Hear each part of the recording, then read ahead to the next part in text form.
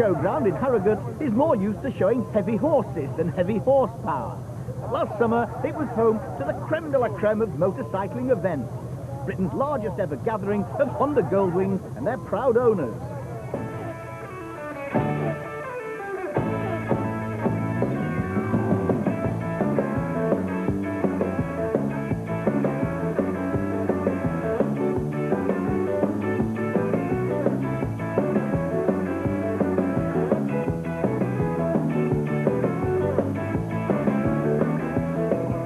This Grand Tour of Harrogate is the highlight of this 4-day jamboree for Goldwing owners. But I mustn't call it that because this is a treffen, and you may or may not know that that is German for a meeting of friends.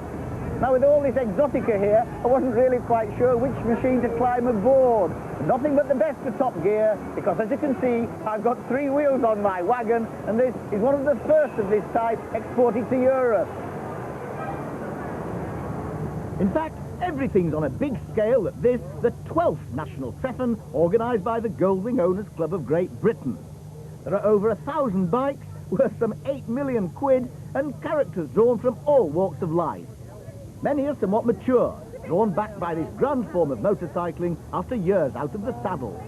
The Honda Goldwing became the fastest and grandest Grand Tourer, a sort of luxury liner of the two-wheel world.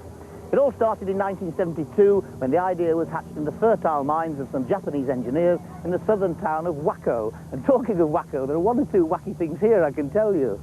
Mick, you've been around a bit. Yes, all these places that we've been. With a bike like this, you've got to be able to use it. And a big bike like this, you can travel in comfort. At my age, I want to be able to do 300 or 400 miles a day. And this is a bike to do it with.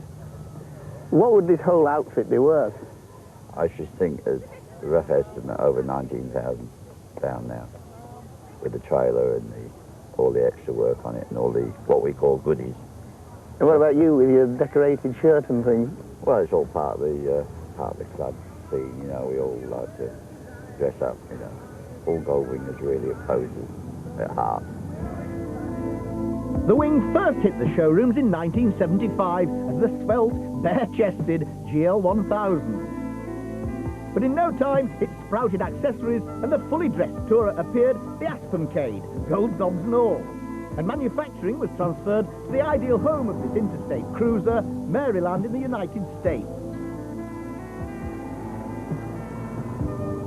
Of course, a big bike needs a big engine, and the Wing's engine just gets bigger and bigger as the technological wizardry gets more and more sophisticated. This is the most recent Goldwing GL1500, and it's got everything on it except the kitchen sink. It's got a 1520cc flat 6-cylinder engine.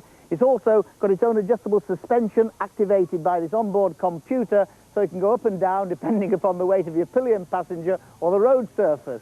It's got fully integrated disc brakes, 2 on the front and 1 on the rear. It's got a super-duper radio cassette system with the volume controlled by a computer on the speedometer. It's got electronic cruise control, it's got a heater, and it's got illuminated hand switches. In fact, I wouldn't mind half of these things on my car.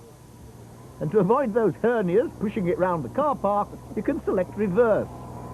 How often do you use reverse gear? Not very often. With your legs being so long, you don't really need it, but it gets you out of trouble.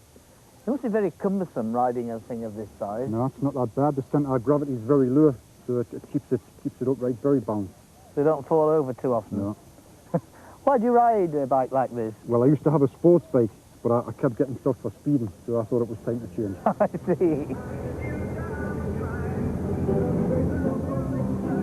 Every Goldwing's an expression of the rider's personality, like a front room on wheels. Owners vie with each other to enhance their bikes. Depending on what you want, you could lash out anything from 2 to 10,000 on a radio here, a potted plant there.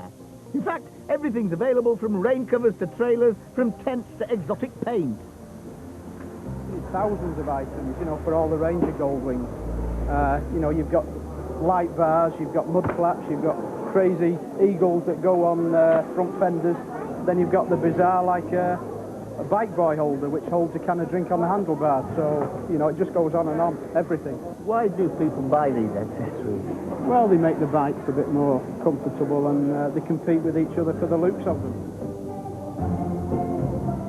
The Goldwing movement goes from strength to strength, with local events called wingdings as well as treffens. But they've still got to go some to match the sheer glamour of Harley-Davidson's factory-supported hog rallies.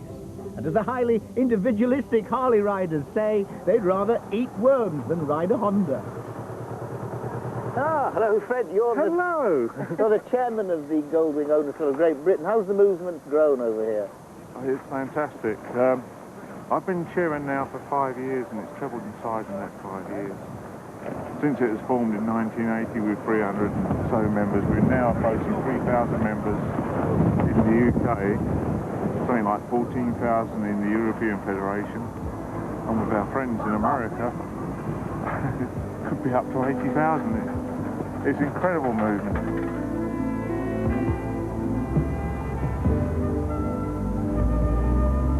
Biking's comfort-conscious brothers and sisters came to Harrogate from as far afield as Belgium, Holland, Germany and Switzerland. Few even came from the States. It was a relaxing weekend and they needed it. After a long ride, it wouldn't be long before they'd saddle up again and take on another treffen in another town somewhere in Europe.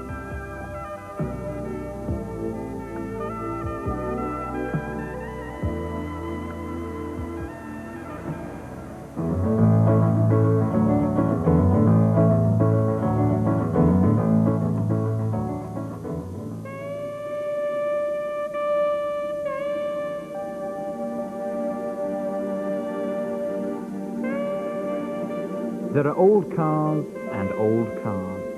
Some simply expire, giving up the unequal struggle. They pass the way of all flesh, reduced to their component parts, and are melted down to make new ones. Others, the non-mass-produced variety, better built and more prestigious, are less perishable, less vulnerable to the ravages of time.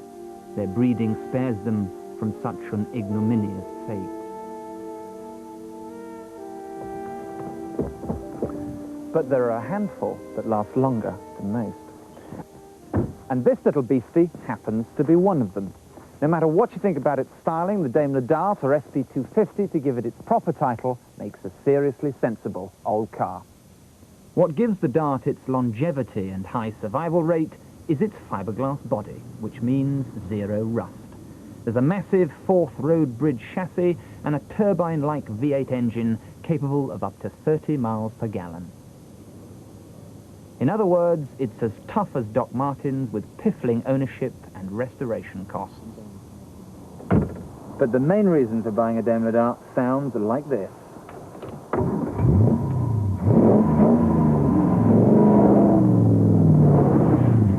The 2.5 V8 Edward Turner designed power unit is the Dart's tour de force and an absolute Lulu. If anything, it's too fast for the rest of the car.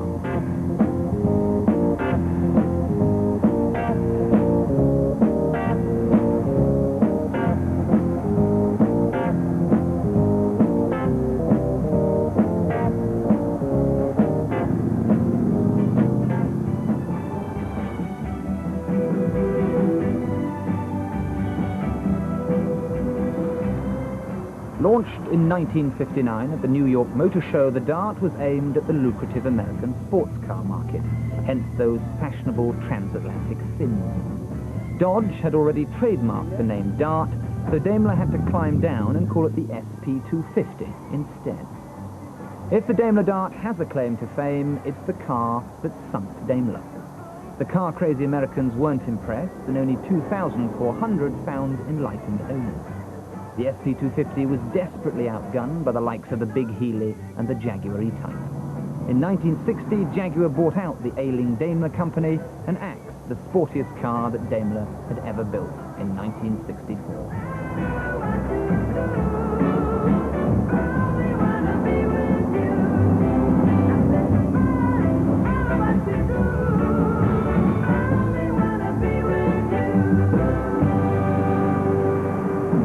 But for you and me, those low production numbers are good news because they make the Dart rare and separate. Most of the cars went to America, so there can't be more than a few hundred left in the UK. When's the last time you saw one?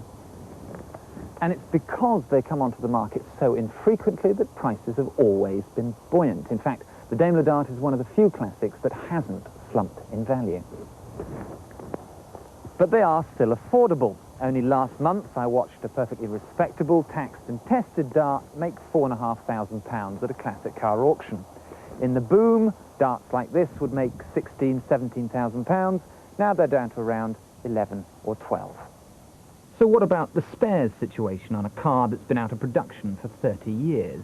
Are all those twiddly chrome bits still available? Well, there's no problem on the parts. Nobody need to be scared of buying a Daimler Dart. Parts availability is as good as it was back in 1964. There's probably only 2 or 3 things we haven't got, but we could always find a very good second-hand part. As parts have become obsolete, we've remanufactured them, and John's here making petrol tanks at the moment, and we make the sills. That's really the only part of them that rots. We make the grille surround, the mesh, the V, the rear lamp surrounds. We make the chrome that goes on top of the doors and the window guides. We make a lot of the pretty chrome parts. We do the exhaust system, which is about £130, and that's not dear because a modern car would cost probably more than that. A set of hoses to keep the car going, that's only about £30. Exchange water pumps, radiators, discs, pads for the brakes, they're only about £15. Discs are £30. So nothing is that expensive. The idea is to keep the car on the road. But what's it like to drive? From its Stone Age cart spring suspension, heavy worm and peg steering, to a body that flexes on fast corners, the Dart is mechanically prehistoric. But it's exactly that splendid vintage feel which makes it such an enjoyable and hairy handful. When I first saw the Dart at the 1959 motor show, I fell in love with it then. I thought it was wonderful, the shape of it, the 2+2 seating, and in 1964, when I could afford to buy one, I went out and got it. I loved the big V8 engine, the wind-up windows, the fiberglass bodies that didn't rust, and the big chassis, and the whole car was just wonderful. But watch the handling. Treat the loud pedal roughly, and the back end will soon be overtaking the front. It's at this point I must come clean. I must make my confession. It's hard for me to be detached, to be objective about Daimler Darts, because I've owned one since 1976. I'll never sell it. I'll be buried in it. To me, Daimler Darts are like Catherine Deneuve dipped in chocolate sauce.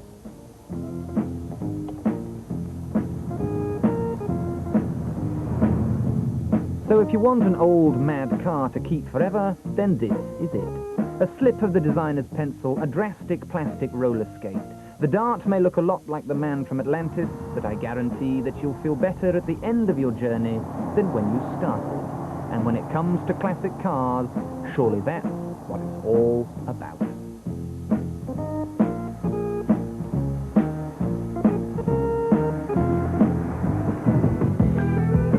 Next week, Janet Trewin on the dangers of being a dozy driver.